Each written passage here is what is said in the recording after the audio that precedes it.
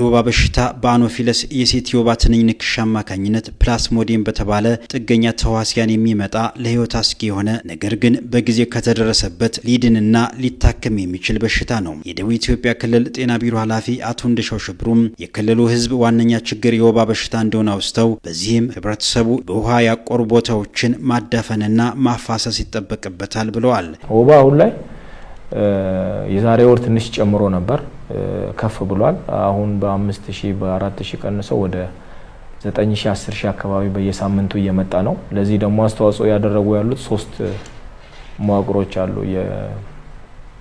ስለዚህ በተለይ ደቡብ ኦሞ ጋሞ ላይ ከፍ ያለ ቁጥር መጥቷል። እዚህ አሪዞናንም ጨምሮ ማለት ነው። እነሱ ጋር ምላሹ በጣም ጥሩ ስለሆነ እየቀነሰ የመጣበት ነገር ነው ያለው ማለት ነው። ስለዚህ ስፔሻሊ የማህበረሰቡን ከመጠቀም አኳያ በጣም እንጠባጠቦች አሉ። ማፋሰስና ማዳፈን በህብረተሰብ ደረጃ መሰራት መቻል አለበት። የመድኃኒት እጥረት የለም፣ የአጎበር እጥረትም የለም፣ ተሰራጭቷል። ነገር ግን አሁንም ቁጥር 1 የህብረተሰቡ ችግር እንደ ደቡብ ኢትዮጵያ ክልል ወባ መሆኑን በዚህ አጋጣሚ ለማሳወቅና በወረርሽኝ መልክ የተነሳባቸው ቦታዎች ላይ አሁን ወደ 5 የሚሆኑ መዋቅሮች አሉ፣ ወረዳዎች አሉ ማለት ነው። እነዛ ላይ የከኛ ሜዳቲም በጋራ እየሰራን ነው። በቅርቡ በጋሞ ዞን ላይ በደረሰው የመሬት መንሸራተት በተፈናቃዮች ላይ ተላላፊ በሽታዎች እንዳይከሰቱ ሰፊ ስራ ተሰርቷል። በቀጣይም በቋሚነት እስኪቋቋሙ ድረስ የጤና ስራዎች ተጠናክሮ ይቀጥላሉ ባይናቸው አቶ እንደሻው በቅርቡ እንደምታውቁት የጋሞ ዞን ላይ ጋጮ ባባ ወረዳ ላይ ማዞ ዴሶ ቀበሌ ላይ የደረሰ የመሬት መንሸራተት ብዙ ሰው አተናል እንደ ክልል። ያንንም ምላሽ ሰተን ምላሽ ብቻ አይደለም በሽታ እንዳይገኝ መከላከል ስራ ተሰርቷል በቅንጅት። አሁን ላይ እንደውም ለተፈናቃዮች ቤት እየተሰራ ያለበት ሁኔታ ነው ያለው። ሪሎኬት ለማድረግ ሌላ ቦታ ሄደው እንዲያርፉ ተደርጓል።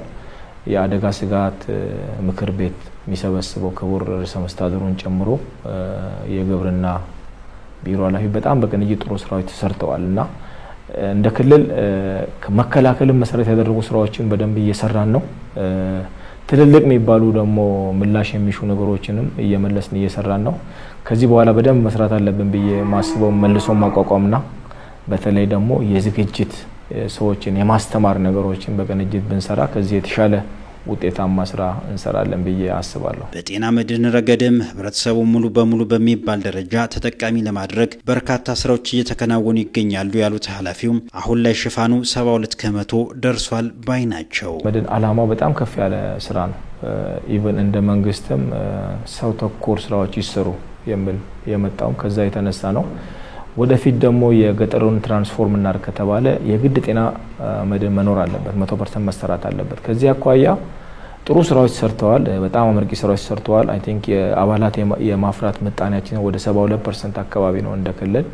ያደሱ ደግሞ ከ90 በላይ ነው ያሉትና ምንድነው ትልቁ ነገር አላማው በ2030 ሁሉ አቀፍ የጤና ሽፋንን ማረጋገጥ አለብን ካልን የጤና መድህን ሽፋን 100% መሆን መቻል አለበት። በቢሮ እየተከናወኑ ካሉ ስራዎች መካከል የጤና ዲጂታል ስርዓትን ማዘመንና ማስፋት ሲሆን በዚህም ከወረቀት ንክኪ ነጻ የሆነ ስርዓት እየተሰራ ይገኛል። ይህንን ስርዓት በሁሉም የጤና ተቋማት ለማስፋት ሰፊ ስራ እየተሰራ እንደሚገኝም ገልጸዋል። ሳውላ ሆስፒታል በደንብ እየተሰራ ያለበት አንዱ እና ዋነኛው ሳውላ ሆስፒታል ነው። አርባ ምንጭ ሆስፒታል አለ። እንደ ወረዳ ደግሞ የጀመርነው አለ። ምዕራብ አባይ ወረዳ ላይ ሙሉ ለሙሉ ከወረቀት ነጻ ለማድረግ እየተሰሩ ያለበት ስራዎች አሉና ተደራሽነትን ማስፋት ነው ብዬ አስባለሁ። እኔ አሁን እንደው ከወረቀት እንደው ወረቀት አልባ ስንል ተደራሽነትን ማስፋት ቴሌሜዲሲን ለምሳሌ የዲጂታላይዜሽን አንዱ አስተዋጽኦ ቴሌሜዲሲን በጣም ሪሞት ቦታ በቴሌሜዲሲን ከታዋቂ አንድ ስፔሻሊስት ጋር ተገናኝቶ ሕክምና መስጠትን